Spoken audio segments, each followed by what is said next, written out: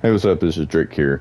I was coming in with a Elden Ring Nightreigne build video for Wylder here. I know really there isn't a lot of builds in this game. You just got your relics, but I found a nice setup for Wylder that I believe is probably one of the strongest, if not the strongest builds I've ran.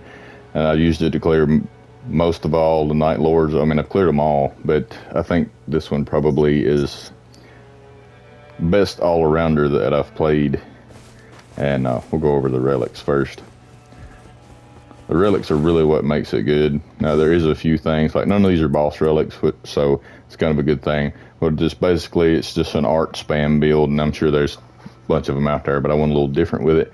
The one, Wylder, when your art activation spreads fire in the area, that is actually incredibly strong, and I'll demonstrate it in a minute. And I've got this one that just comes with 2 strength and 2 dex, so I mean that was great. This gold one I've got, the follow-up attacks possible when using character skill greatsword only, is actually incredibly strong because it gives you a good heavy hitting attack and also adds fire to your weapon just for a flat like plus 12 fire bonus to all your attacks. And I looked up and got one with increased rune acquisition for self and allies on the same one, so I would advise everyone to run that on no matter what character you're running, just because it stacks per player. And it just makes it easier for you to get up there close to that level 15, because the difference between going into a boss fight at 11 or 13 is probably the difference between winning and losing.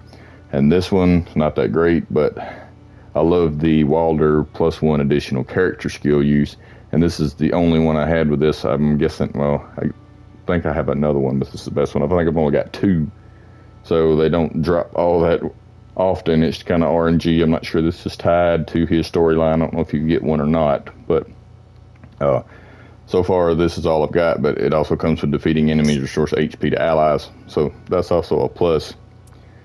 As far as chalice, I'm actually using Wylder's chalice, which comes from doing his quest, his remembrance up to so far. And why that's good is because it gives you this last slot, which can be, if I see it, you see it works for everything. Any color rune can go in here, so it just makes it a little more versatile and allows you to, maybe if you've got this skill on a different color relic, you can slot it in here. Now also, I've seen several people run this one, and I tried it myself off of a video. Turns out it doesn't actually function. It's a big waste of time. This one, art ability or art gauge greatly filled when ability is activated. Okay, leave it to Elden Ring. If you'll go over here and check, go to Wylder, go to the swap. All right, his ability is actually his 6th sense, which is cheat death a single time, which means that your art gauge can only be boosted greatly a single time per run, and I'm assuming once per boss fight. So that particular relic is a huge waste of space in my opinion. It serves absolutely no purpose. The +1 skill use is far more valuable in my opinion, and I'll demonstrate why out here. And I'm assuming that this is not intended. This will probably get nerfed. I would say this get nerfed. Now I've got my level turned up to 15, but that's it. This is just his base weapon. And now I did find that the grappling attack and follow up, all right, when it adds the fire to it, as you see, the fire cancels out every other effect. So any effect that's applied to your blade, like if you put frost on your blade, or if you put bleed on your blade, anything that applies a visual effect, the end boss rune that when you swap weapons, it puts an effect on your blade. This overrides all of them. So running anything that applies an effect to your blade is going to be completely wasted if you run this particular setup. Now, if you run something that adds a status to your blade, that applies. You can run bleed, you can run poison, you can run frost directly on your blade, but anything like chilling mist or something like that, it completely voids it as soon as you do that attack. So there is really no purpose in running that. But what I found, why this is so strong, in my opinion, is do this. Of course, it gives a stagger. But watch. You can stay in on the boss and keep hitting until you're absolutely out of stamina. Now pop your stamina regens while you're in that motion. So what that allows is a a weapon that's heavy stamina consumption to regen stamina as you're attacking, as you can see. In my opinion, that's why this build is so busted. It's almost like having a special ability on a weapon that consumes no stamina at all and consumes no magic at all to use either.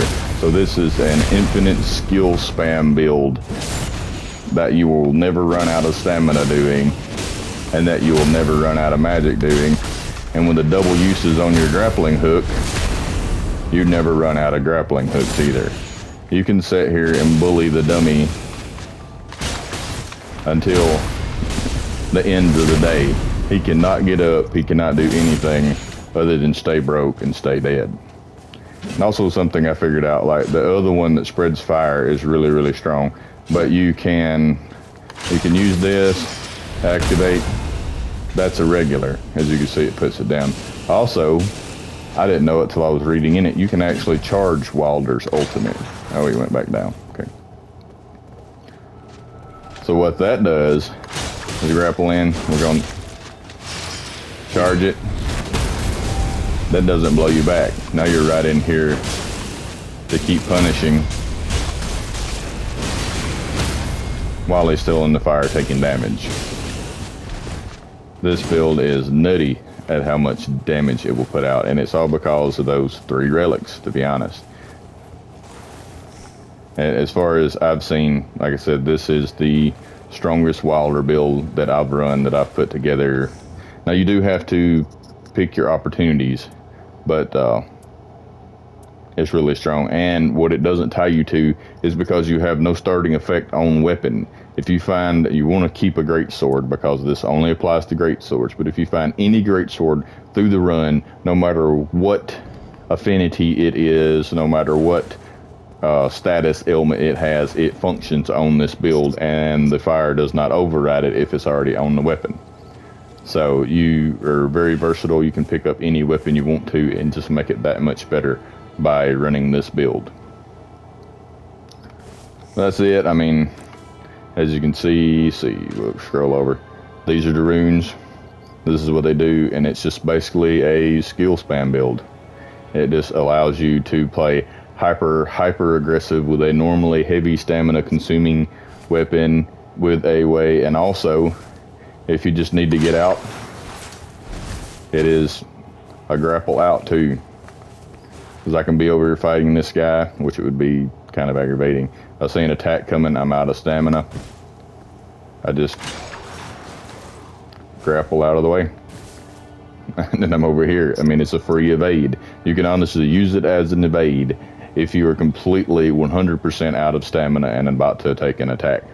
And also, if you're grappling in and you see an attack coming, you can roll out of the grapple, or you can roll through the attack and continue the attack afterward, because you can interrupt it at any given time just with a roll. So, my opinion, strongest build in the game. You can carry almost anyone with this build as long as you play it smart. But that's it. If you like the video, give it a thumbs up. If you want to see more, drop a sub. If I've missed anything or you know something better, drop it in the comments. I'm always willing to try anything. And as always, thanks for watching.